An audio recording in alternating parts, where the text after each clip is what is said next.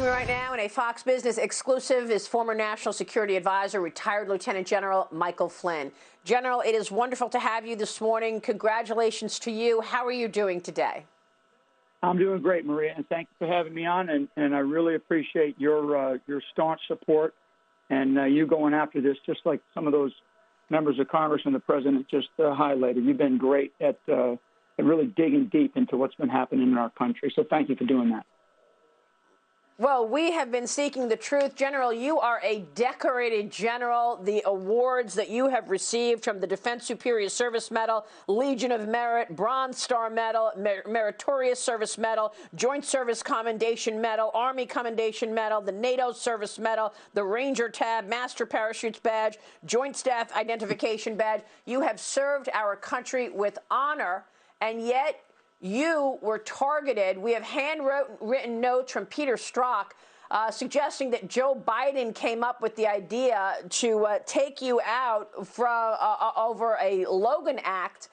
Notes from the 2017 Oval Office meeting indicate that then Vice President Biden mentioned the Logan Act, an 18th century law criminalizing efforts by private citizens to conduct foreign policy. General, before we talk about what is ahead and where we are in this really constitutional crisis this morning, I want to get your assessment of what took place these years that you were targeted, how they tried to target your family as well. In a few sentences, tell us what happened, General. Well, first of all, we all know that this was an effort to get Flynn to get Trump, and that's been made very clear by one particular senior FBI agent who has now put into an affidavit, which is a good word to use right now. And that statement that he made was outrageous. The other thing that, the 2016 campaign, 2016 transition, and then into the White House, this entire effort, and when people say, hey, Mike, I'm sorry for what happened to you, what I tell people is don't feel sorry for me. Feel sorry for this president, feel sorry for the presidency of this country, and be outraged at what they tried to do to this country. And that's really what this was about. This was about going after a president who won an election, and they, by all rights, they figured, oh, no way is he going to win. So imagine if these people that went after the president, or after President Trump and his presidency and our country, imagine if they had allowed him to just say, hey, let's see what this guy can do. We'd probably be double or triple in every category of economy, our military, everything. And look at what President Trump has been able to do despite the kind of assaults that he's been under. So and we're still facing that right now in this current election. We have an element in our country, some of which is in the institutions of our government, Department of Justice, certainly the FBI, and other elements like the intelligence community that just basically are. And I think most Americans would agree, or many Americans would agree, that there's an anti-American bent inside of some of these institutions. And they just do not want to see our country thrive in the way that I think Donald Trump has been able to do that, despite the assault on him and his ability to lead this country. So President Obama mentioned your name to President Trump. You were one of the few names that President Obama raised. He did not want you as the incoming national security advisor. I want to ask you what you think about that. And look, they were spying on Donald Trump. They were spying on candidate Trump's campaign. We know that there were unlawful wiretaps on Carter Page, among others. Mm-hmm. You coming in as national security advisor, first thing, you coming into the job, you would have known what the investigations were. You would have known everything. They needed to get you out of the way. I get that. But why was President Obama so afraid of you? You wanted to audit the Pentagon, didn't you? Tell me what you wanted to do when you were in the Obama administration to alienate some of those colleagues of yours. Yeah, so imagine the transition of the entire country, the United States of America, and here you have this sort of transition conversation between two incoming and an outgoing president, and they mentioned two people, dear leader Kim Jong-un and General Michael Flynn, as though I'm public enemy number one. So, yeah, one of these days I would like somebody to pin him down and ask him.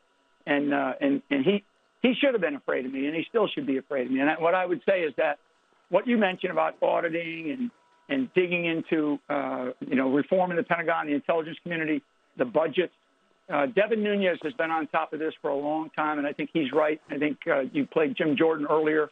He's right.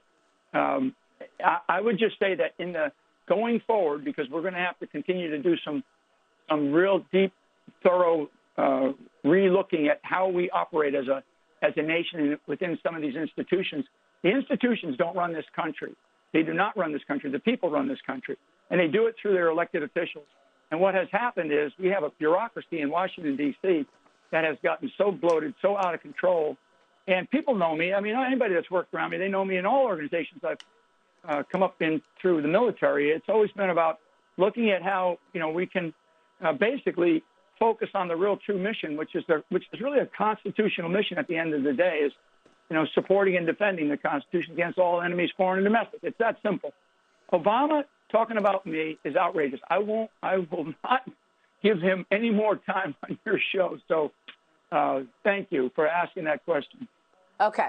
Well, what I'm trying to get at, General, is the fact that John Brennan was running his own book overseeing the CIA. And what we learned later was that there were people running into Trump campaign people. I'm talking about people like Alexander Downer and Stefan Halper, Joseph Misfoot, who were running into Trump campaign people. And I assume they were being paid. You, in the Obama administration, wanted to know where the money was going, who was being paid what. You wanted to do an audit of the Pentagon. That did not make you any friends within the administration. And then when you were an incoming NSA, they wanted to stop you. They wanted to take you down. And one way was to ambush you in an FBI interview at the White House while you were the sitting NSA. I'm going to play this soundbite of Jim Comey, former FBI director, explaining why he decided to send a few FBI agents over to the White House to question you in that ambush. Here's Jim Comey explaining it. Watch this. You look at this White House now, and it's hard to imagine two FBI agents ending up in the sit room. How did that happen? I sent them.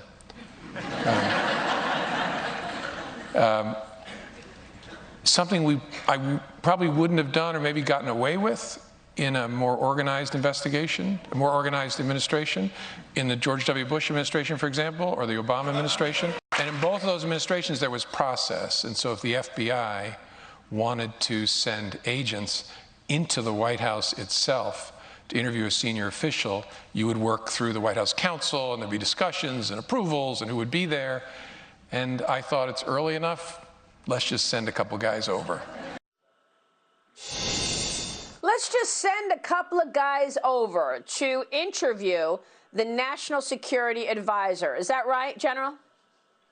Yeah, Maria, so first of all, the statement that I would make about that, and when I first saw it, I was just outraged. But, the arrogance that exudes out of Jim Comey in that interview, and frankly, the laughter from the audience, as any American who cares about our country, who cares about our institutions, who cares about our ability to, what I call, to breathe the fresh air of liberty, should be disgusted, and we should continue to be disgusted. One of the things that, as you have spoken about many, many times, and it really comes down to accountability.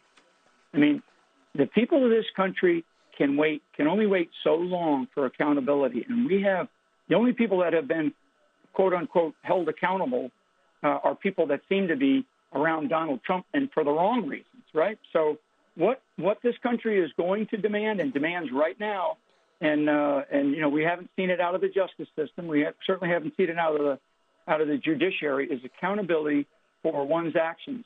So people like Strzok, whatever, Pienka, and many, many others who. Comey is another one. McCabe is another one. All these people, Brennan, you mentioned, all these people, they can't just sit out there and lie to the American people for years on end, which we now know that they did, and have this sort of arrogant, smug look on their faces and get away with it. The American people they're not going to stand for it. And frankly, the media in this country has done a total disservice to itself by enabling these people and their ability to just flatly lie to the American public about what they believe happened. What they believe happened is not what really happened. And now we know. And frankly, through my case and through the great work of Sidney Powell and others who were behind us in helping us get to this level of truth, and there's still more truth to be exposed, that's enlightening for all of us, and thank God we were able to get here. But through my case, we have exposed an underbelly of Washington, D.C. that is grotesque. It's a sad state of affairs, and now we are still waiting on accountability. Where is John Durham's probe of the 2016 election? Where is Bill Barr? Republicans on the Senate Judiciary Committee, led by Lindsey Graham, called on, have they called on any Biden nominee for not to interfere with John Durham's investigation? Are you expecting that we will see a report, and are you expecting that we will see accountability? Because, by the way, General, we haven't even mentioned this before. They did pressure you to say you lied about the conversation you had in that ambush interview because they were threatening your son, too, right? Right. That's exactly right. In terms of Barr and Durham, look, I would say that we obviously know that things are happening. What they're doing, in my speculation, or certainly my knowledge of how this whole system has operated from really day one, I'm a little bit disappointed. I would say that, I give a lot of